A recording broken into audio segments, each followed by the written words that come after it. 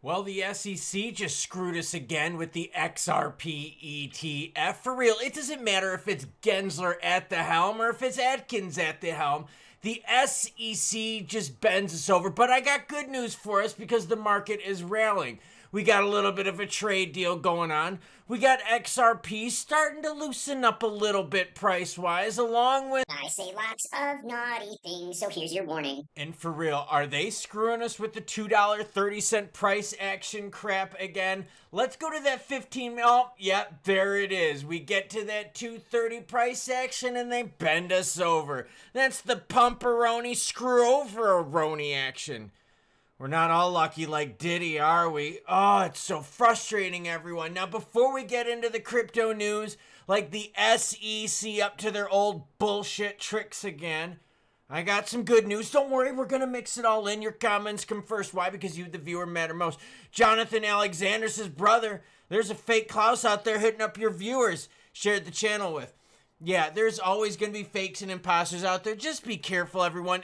I don't go out there. I don't like reach out to you asking you for this or asking you for that. I don't go out there and talk all, hey, how are you doing today? No. If I message people or respond back, it's talking just like I do now. There's balls talk, there's Wang talk, there's Gary's an a-hole talk. So just be cautious, everyone. Thanks for the warning, John Alexander. R. Schmidt hanging out with us and dropping support. Thank you. Says, thanks. You're welcome. Says, Mr. Klaus, you gobble up big chunks of raw data and spit it out for all to understand. Mucho gracias. Well, thank you. I appreciate it, and you're very welcome, kind sir. Jeremy Touche's hanging out, says, you know, I Ripple opened a business in Wyoming, happened a few years ago. They got some kind of license, but I haven't heard anything about it in years. Do you know anything about this? Yeah, a while ago, Ripple went for money transmitter licenses, and they went state by state by state because it was like next to impossible to get a big federal one. Well, yesterday they applied for a big federal one, which would now supersede all these state licenses. The reason why a lot of players went for these Wyoming ones, Wyoming is a very pro-crypto state, right? With Loomis there, she was running cover for a lot of crypto players. Wyoming, I'm telling you right now, that's why a lot of players picked it. The problem we got, though, is they're pro-BTC more so than they are pro-alts. Thank you for the support, Jeremy, and great question. Now, you're seeing a lot of green up on the screen. There's a reason for it. That's the good news. The bad news is what happened with the SEC and that big basket ETF. Remember a couple days ago, we talked about the SEC approving that 4 or 5 fund ETF thing, you know, it was BTC, ETH dominant, and there was a little bit of XRP, Sol, and ADA in there. Well, they approved it, and now they said, no, we're not approving it. Well, we'll get into that, but first, Bitcoin moving, ETH moving, ADA moving, a bunch of things moving. We'll get it. Why are they moving? Well, here's the reason. Crypto prices today. Bitcoin nears 110,000. ETH rallies on rate cut hopes. Well, yeah, there's some rate cut hopes, but not for the July meeting. The July meeting still has an expectation, 75% that we're going to pause. The expectations for rate cuts are coming in September, so maybe we're pricing that in a little bit early. The crypto market is gaining strength with expectations of a July rate cut. No. We're kind of getting warmer for it, okay? A few months ago, the expectations for a July rate cut were maybe like 10%. We're at 25% now. So it's warming up, but it's still not there. Disappointing U.S. payroll data and the possibility of monetary easing have supported crypto prices. The market now awaits jobless claims and non-farm payroll.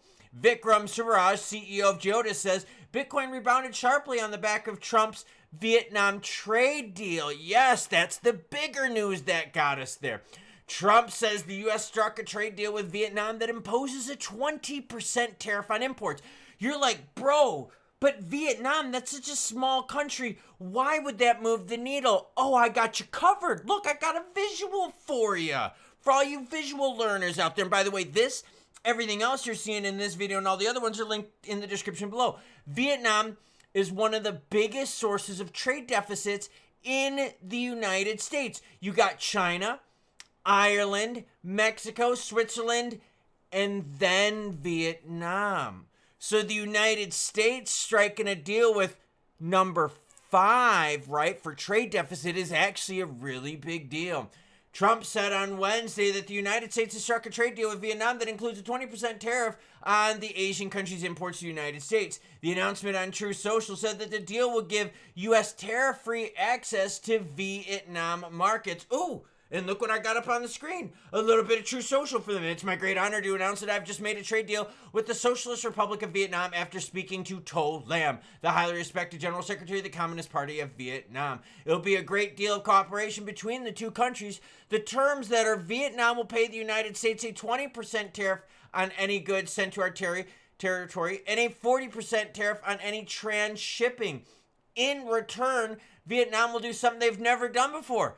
Give the United States total access to their markets for trade. In other words, they will open their markets to the United States. There you go, baby. So if you wonder why the markets are starting to rally, why you're starting to see things thaw, because we got one of the top 5, yes, top 5 trade deficits. We got one of the deals made. There you go. So now a little bit more optimism in terms of rate cuts. Again, don't expect it in July. Let's jump to September. September, look at this. 75% chance that the rate cut will happen in September. No meeting in August. September rate cuts. Vietnam trade deal. That's why we're green. Now let's get into why the SEC bent us over and it's bullshit. By the way, happy Thursday, happy pre-July 4th day, and happy belated Canada Day to all my northern viewers out there. The SEC isn't letting the BTC ETH XRP Sol ADA ETF trade yet, even though they approved it. That's right. They gave the approval a couple days ago and I reported on it, and here was the cool thing about it. It was a basket ETF that had 80% BTC and ETH, like it was a bunch of BTC and ETH, 80% BTC, like 11% ETH, but there was some XRP in there, right? And they were playing just the tip with this ETF, because remember, we still don't have that spot ETF in the United States, Los Estados Unidos. The thing is this, if we kind of play just the tip with the SEC, because this ETF has 4.8% of it is XRP. So if we're like, yo, SEC, we're going to give you 4.8% and they're cool with it, then all of a sudden we're like, well, okay, if you're cool with 4.8%, maybe you're cool with a 10% ETF. And then they're cool with that. Maybe we could play a 25%. You see what I'm saying? Like, if we play just the tip with this, maybe that leads into more. Well, guess what? Now the SEC said, go fuck yourself. Yeah, you think the language warning in the beginning is just for show? You think it's just a jingle that you sing? Nationwide is on your side. No, it's an actual warning. This letter is to notify you that pursuant to Rule 431 of the Commission's Rules of Practices, the Commission will rule the delegated action. This letter addressed to the New York Stock Exchange in accordance with Rule 31, order is stayed until the Commission ruled otherwise. Basically saying it's on hold, girlfriend. Bitcoin comprises roughly 80% of the fund's holding. 11% of the fund is ETH. XRP is 4.8%. Cardano is less than 1%, blah, blah, blah. The SEC told the NYSE, we'll let you know of any pertinent action taken by the commission because it's on hold. The SEC does not want to let anything launch under the 19B4 process until they officially approve or come up with some framework for digital assets under the SEC and under the ETF wrapper. Safer notice. This is from analyst James Seifert. He suggested that the delay may be tied to the SEC's ongoing efforts to create an internal framework for issuing crypto exchange traded products. Basically, what they're saying is, look, since we don't have a framework for launching ETF products for anything outside of BTC and ETH, that's right, because those two have been given the free pass as commodities. The rest of it are still looked at as securities. Yeah, because again, we don't have regaronies, everyone. They're not approving it. So yes, we did try to play just the tip with the SEC, and the SEC smacked us and said, no, you're not playing that game. We're not following your shenanigans. While the SEC green-lighted Bitcoin and Ethereum spot ETFs, it is yet to give the nod to other altcoin spot products, including those tracking the price of Sol, XRP, and Cardano. Bloomberg analysts are confident, though, the regulator will approve the products by year. Of course they are. I believe the dates for final approval are somewhere in November. Okay, delay. We gotta wait. So think about how this picture is kind of looking. Rate cuts, fourth quarter, near end of third quarter, right? Regs, end of third quarter, fourth quarter. ETFs, end of third quarter, fourth quarter. You see what we're getting at here? That's right. End of the year juicy crypto action. Now let's get into that price talk where right now the alts are starting to move. 26 out of 100. That's good. BTC's up there. We've seen the rest of the market go up there as well. XRP started moving. Check it out. But then we hit the 230 mark and the market's like, go yourself yet again. For real? Yes, for real. You could look at this candlestick right here where we got to a high at 229, rejected. We saw the play on the 30th, and guess what happened there? We got to 232, we got rejected there, and what happened just right before I started writing the script, or not when I write the script, right before I hit the record button, we got to a high of what, everyone? 231, and then we got pushed on back down to 226. Market manipulation? Is this the players again telling us we're going to let you pump from 220 on up? This is a joke, an absolute joke. Now, I'm going to be real with you. This is on an optimistic way, okay? XRP is at least wanting to keep run on up. This is better than constant pressure on the way down, down, down.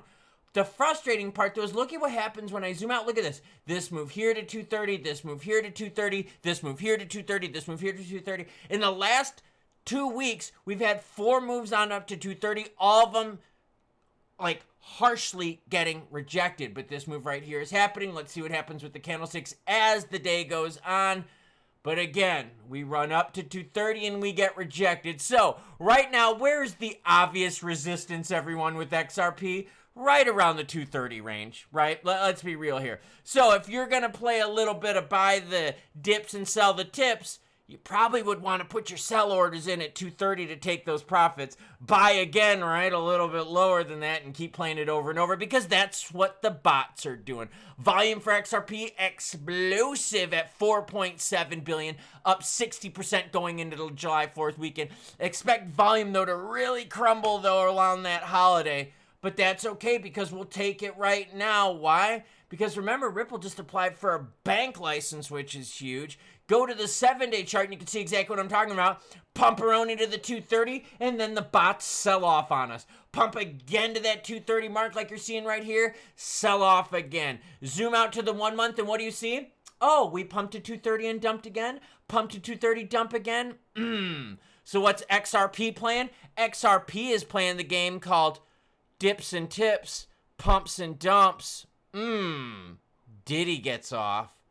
We still don't have any of the Epstein Black Book names.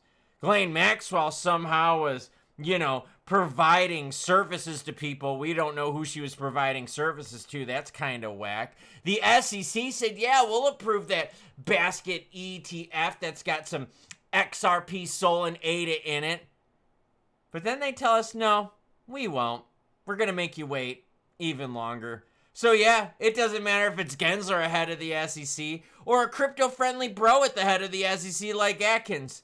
They're still playing the same old bullshit games. Delay, delay, delay. It appears that the end of the third quarter going into the fourth quarter might be the juicy time for crypto after all. So what was the point of appointing all these pro-crypto people in the SEC if they're still going to go through the same bullshit games and shenanigans with us? I mean, for real, Atkins is like, oh, I'm a total pro-crypto guy. Well, then why are you screwing crypto over? I just don't get it. Now, the big problem I got, though, is it's not just XRP, right? Sol and ADA is included in that, too. And what's weird about that is, remember, that was also mentioned by El Presidente in the tweet for strategic reserve assets.